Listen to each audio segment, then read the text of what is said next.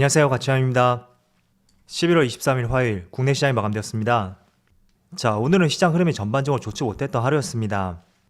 장 초반부터 장 막판까지 별다른 반등이 있었던 것도 아니고 어제 반도체처럼 시장을 특별히 주도했던 업종들, 그런 것들이 부재한 상황에서 그냥 혼탁했던 시장이었던 것 같아요. 일단 한번 살펴볼게요.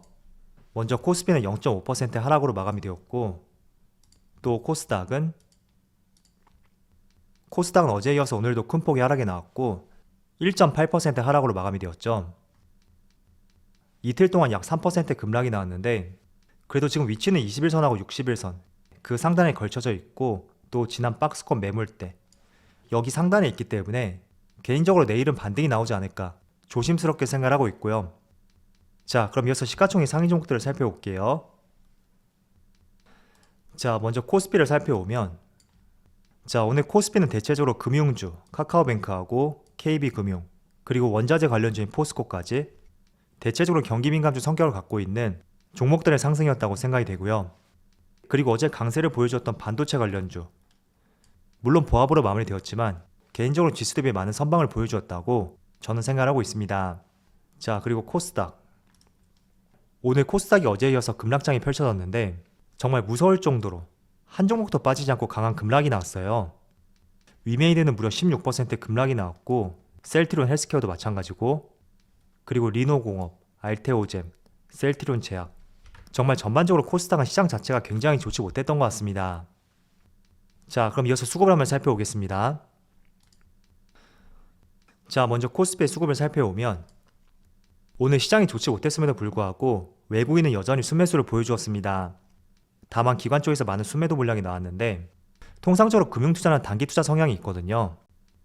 그래서 오히려 외국인의 매도 물량이 아니라 금융투자를 중심으로 매도 물량이 나왔기 때문에 내일을 다시 한번 기대해보면 좋을 것 같고요. 그리고 이어서 코스닥, 자, 코스닥도 마찬가지로 외국인의 소폭의 순매수가 들어왔습니다. 그리고 코스닥도 마찬가지로 기관의 순매도가 나왔는데, 기관은 금융투자를 제외하고 다른 기관 쪽에서 매도 물량이 나왔죠. 자, 그리고 삼성전자, 자, 삼성전자 오늘 소폭의 상승으로 마감이 되었고 역시 외국인의 순매수가 다시 들어왔습니다. 그리고 코스피 지수의 흐름을 보신 것처럼 역시 삼성전자도 기관 쪽에서 순매도 물량이 나왔고, 그리고 SK하이닉스도 마찬가지로 외국인의 순매수가 꾸준히 이어지고 있고 기관이 금융투자를 중심으로 소폭의 순매도를 보여주었습니다. 자, 그리고 DB하이텍, 이 종목은 지금 8거래 연속으로 상승이 나오고 있는데 여전히 외국인의 순매수가 이어지고 있고 기관도 순매수를 보여주었네요. 그래서 전반적으로 시장 자체는 좋지 못했지만 조금 전에 보여드렸던 삼성전자하고 SK하이닉스 그리고 DB하이텍까지 반도체를 대표하는 대형주를 중심으로 외국인의 수급이 여전히 들어오고 있고 반도체 업종은 여전히 긍정적이었던 하루였다고 저는 생각하고 있습니다. 자, 그럼 이어서 주체별 매매 동향에 대해서 살펴보도록 하겠습니다. 11월 23일 외국인이 가장 많이 매수한 종목은 삼성전자, SK하이닉스, 크래프톤, DB하이텍, KB금융 이렇게 다 종목을 순매수 상위종 올렸습니다. 삼성전자하고 SK하이닉스, DB하이텍, 반도체가 세 종목이나 포함되어 있죠. 그리고 기관은 삼성전기, 포스코케미칼, 카카오페이, 주성엔지니어링, 포스코 이렇게 다 종목을 순매수 상위종 올렸습니다. 오늘은 기관과 외국인이 완전히 나뉘었던 것 같네요. 자, 오늘 전반적으로 국내 시장 흐름이 정말 좋지 못한 것 같은데, 일단 새벽에 종료되었던 미국 시장 흐름을 살펴보면서 다양한 이야기를 해보도록 하겠습니다. 자, 어제 S&P 500이 0.3% 하락이 나왔고, 그리고 나스닥은 1.2% 하락이 나오면서 굉장히 부진한 모습이 나왔습니다. 그리고 다우지수는 보합권으로 마무리되면서 전반적으로 기술주가 포진해 있는 나스닥이 큰 폭의 하락이 나왔고 국내 시장도 충분히 비슷한 모습이 나오고 있는 것 같아요. 자, 그렇다면 어제 다우지수는 보합권으로 마무리되었는데 왜 나스닥이 큰 폭으로 하락이 나왔을까? 일단 거기에 대해서 한번 말씀을 드려보면, 어제 미 연준에서 파월 의장이 다시 재지명되었는데 이 부분이 미국의 금리 인상이 빨라질 것이라는 그런 우려감이 섞이면서 대체적으로 미국의 기술주 중심으로 강한 하락이 나왔고, 반대로 보험주나 금융주들 큰 폭의 상승이라고 볼 수는 없겠지만 오늘 시장 대비 선방하는 모습이 나오고 있다고 볼 수가 있습니다. 자, 우리가 연말부터 테이퍼링이 시행이 되면서 최소한 금리 인상은 빨라야 내년 말, 2022년 말이죠. 조금 더 늦어진다면 2023년 초, 이때쯤으로 우리가 알고 있었어요. 그런데 내용을 살펴보니까 파월 의장이 다시 한번 재취임되면서 이 금리 인상 시기가 내년 상반기로도 당겨질 수 있다, 그런 소식들이 꽤나 시장에 나오고 있었습니다. 그래서 빨라질 수 있는 금리 인상 시점에 대해서 한마디로 시장이 오늘 놀랬었다, 그렇게 정리를 해볼 수 있을 것 같습니다. 자, 그래서 우리가 정확한 시점을 맞출 수는 없겠지만 어쨌든 제롬 파월 의장이 다시 재취임되면서 금리 인상이 빨라질 수 있다는 이런 분위기가 시장이 조성이 되고 있다, 이런 점들을 여러분들 충분히 인지를 하시면서 앞으로 시장을 대응해야 되지 않을까, 저는 이렇게 생각이 되거든요. 자, 그런데 미국에서 금리를 인상하게 된다면 가장 크게 타격을 받을 수 있는 곳이 어딜까요? 바로 미국 시장이 아니라 신흥국 시장, 특히 아시아 시장이 크게 타격을 받을 가능성이 있습니다. 자, 일단은 미국에서 금리를 인상하게 된다면 제가 이해하기 쉽게 말씀을 한번 드려볼게요. 자, 삼성전자라는 종목이 있고 또 하나는 시가총액이 1,000억이 채 되지 않는 B라는 종목이 있습니다. 자, 그런데 두 종목이 배당을 동일하게 지급한다, 그럴 경우라면 여러분들 어디에 투자할 것인지 한번 떠올려 보세요. 저라면 시가총액이 1,000억이 채 되지 않는 이런 중소형주보다는 같은 배당이라면 차라리 삼성전자에 투자하겠다, 그런 생각을 가져올 것 같습니다. 그래서 그런 관점에서 미국이 굉장히 안정된 시장이라고 볼 수 있고 금리를 올리게 된다는 것은 전 세계 많은 자금들이 미국으로 쏠릴 수 있다는 그런 이야기가 될 수 있고, 반대로 신흥국 시장, 특히 한국이 포함된 신흥국 시장은 다소 투자의 매력을 잃을 수 있는 가능성이 있습니다. 그래서 일단 내용을 한번 정리해서 말씀을 드렸고, 자, 그렇다고 해서 미국 시장이 크게 충격을 받지 않을 것이다, 그런 건 아니에요.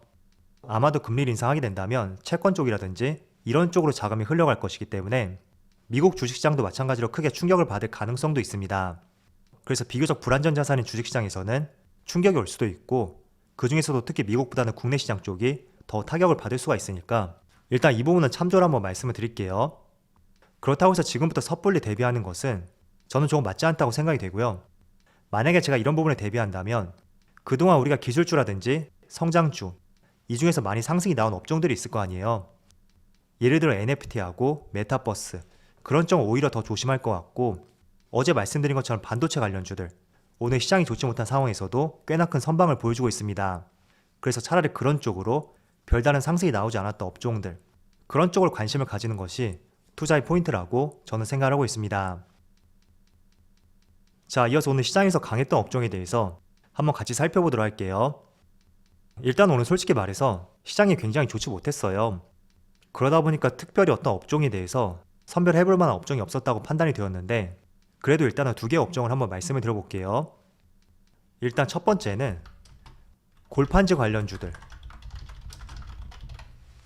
대형 포장이라든지 테림 포장, 그리고 신풍재지, 즉 제지하고 관련된 업종들이에요.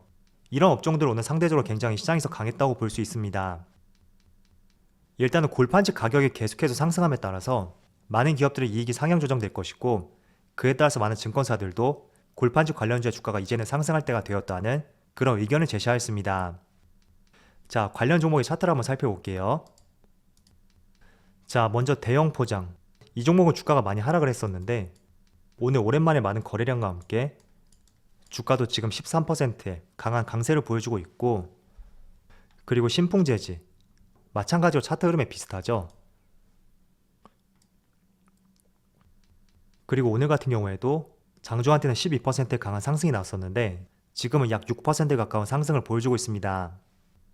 그리고 테림 포장, 이 종목도 지금 4% 상승을 보여주고 있거든요. 자, 일단 제지 관련주 같은 경우에는 전반적으로 차트 흐름이 이렇게 되어 있어요. 조금은 시장에서 소외받았던 업종 중에 하나였는데 오늘 대표적으로 대형 포장을 중심으로 바닥에서 많은 거래량과 함께 주가도 강한 상승이 나오고 있습니다.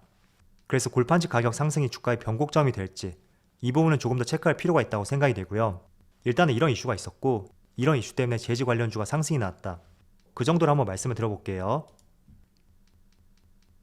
자, 그리고 두 번째는 사실 그렇게 상승이 나오고 있다고 볼 수는 없겠지만 오늘 시장이 워낙 부진한 상황에서도 그렇게 크게 빠지지 않고 보합권에서 움직임을 보여주고 있기 때문에 반도체 관련주를 한번 뽑아봤습니다.